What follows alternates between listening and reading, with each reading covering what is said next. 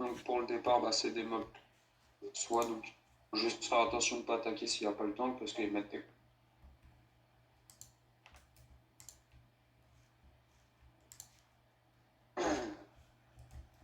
Donc deuxième zone, là on va arriver dans un couloir, il y a des colonnes de feu.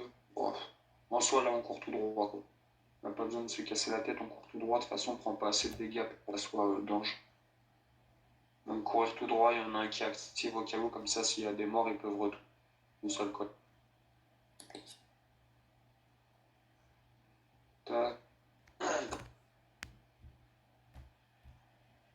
Donc pour ce boss, il y a un interrupteur magique. Donc cet interrupteur, en fait, on va l'utiliser à deux moments dans la partie. Donc pour ce boss-là, en fait, c'est simple. Si on a une grosse équipe avec un gros DPS, bon, on bourrine et ça passe sans stratégie. Et si on a une équipe avec un peu moins de DPS, il y a juste un moment où elle va invoquer un monstre d'ombre. Il va falloir neutraliser rapidement. Donc là, par exemple, on peut voir que Mira, elle a une marque rouge sur la tête. Donc là, elle doit s'éloigner de l'équipe parce que cette marque rouge va exploser. Et si elle est à côté de l'équipe, en fait, ça va juste one-shot l'intégralité des membres qui sont dans l'explosion. Là, c'est Minerva qui l'a, donc il faudrait que, voilà, qu'elle bouge. Ouais. Donc à un moment, elle va invoquer voilà, un démon d'ombre. Donc quand le démon d'ombre arrive, il faut aller activer l'interrupteur magique qui est en bas de la map. Parce que sinon, le démon d'ombre, il met des gros dés. Ensuite, on se transforme en esprit et on va aller taper le démon d'ombre avec l'esprit, ce qui va le one-shot.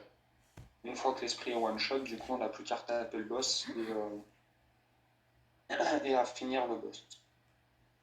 Donc, sinon, son autre pattern, en gros, parce qu'on peut avoir le démon d'ombre à gauche, le démon de lumière à droite, enfin une invocation d'esprit à gauche qui est pour le démon d'ombre, et à droite, on se transforme en démon d'ombre, en fait, quand elle fait un cercle blanc au sol. Mais quand elle fait son cercle blanc, il suffit juste de faire une transfo, parce qu'elle fait une grosse explosion, et la transfo tank l'explosion.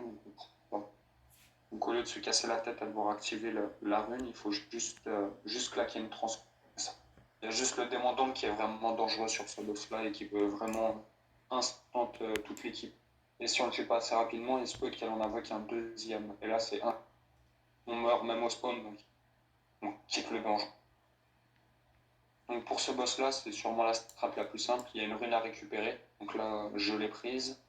C'est plus simple quand c'est un DPS distance qui prend la rune parce qu'il peut se poser directement vers l'interrupteur. Et depuis l'interrupteur, en fait, à un moment, ça sera écrit CCS Vacarme. Et toute la team sera stun, à l'exception de la personne qui a cette rune. Donc il devra l'activer pour justement enlever le stun qui est sur toute l'équipe. Ensuite, c'est assez basique, il faut éviter les zones rouges. Sinon, on se fait one shot, tout simplement.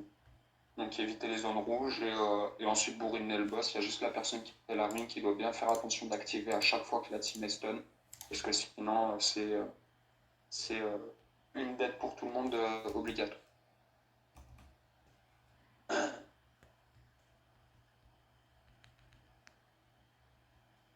C'est pour ça que c'est mieux de prendre un DPS distance qui se met sur la rune, comme ça il peut l'activer tout en tapant. Il n'a pas besoin de se déplacer pour aller activer cette rune-là. Ensuite on se pack d'un côté, les poneys passent, on se remet sur la zone, mais il faut faire attention parce qu'il va mettre une zone rouge juste après qu'il faudra aussi éviter parce qu'elle fait des gros dégâts. Donc c'est assez simple en soi, mais c'est toujours mieux de le dire. Donc c'est un boss qui tape relativement fort et qui sur la fin du combat a tendance à taper un peu partout. Donc le tank perd assez facilement l'aggro, donc il faut bien faire attention à ça aussi. Il a tendance à être un peu anarchique sur la fin de combat. Donc une fois qu'on l'a tué, on passe au suivant. Donc là, il faut se séparer en trois. Donc il faut obligatoirement une personne qui est DPS de chaque côté. Si vous avez un druide dans l'équipe, c'est mieux s'il va au milieu parce qu'il pourra taper directement sur les monstres. Par contre, il nous en manque un. La Sacha, il va où? La Sacha va à gauche. Voilà, donc tout le monde marche sur sa rune en fait pour désactiver le bouclier des boss. Et une fois les boucliers désactivés, en fait, il faut juste simplement les tuer le plus vite possible. Si on les tue pas assez rapidement, au bout d'un moment, ils se mettent à faire des dégâts de zone un bon temps avant que ça le fasse. Donc un bon DPS de chaque côté, le druide au milieu si vous avez un druide, comme ça il peut taper sur les boss avec la flèche de fée.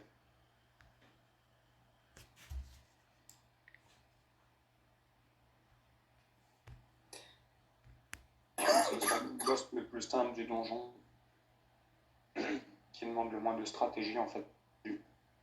Et là, on va arriver sur le dernier boss. Le dernier boss, c'est sûrement le boss le plus compliqué de ce jeu, à l'heure actuelle en tout cas. Donc il faut quand même être un minimum concentré, parce que si on fait n'importe quoi, on a tendance à vite. Ce qui va peut-être être le cas pendant cette vidéo. On en a fait les frais juste avant.